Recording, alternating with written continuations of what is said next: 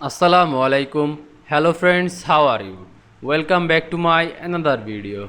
In this video, I am going to show you how to resize rows and columns in Google Docs table. Let's get started.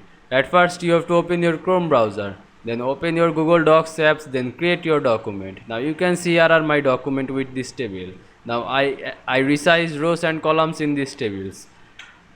At first you have to select a row to resize this row. Now right click on this selected rows. Now you can see here are table properties, just press it.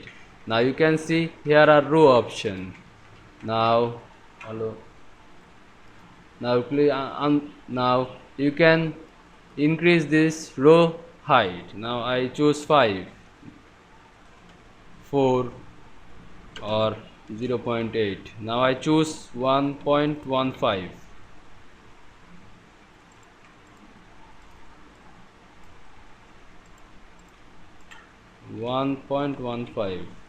Now you can see I change row height, row size. Now I change column size in this table. Select these columns, then go to right click on the selected column. Now you can see here are table properties.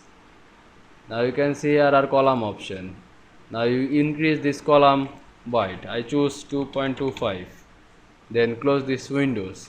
Now you can see I resize rows and columns in Google Docs very easily.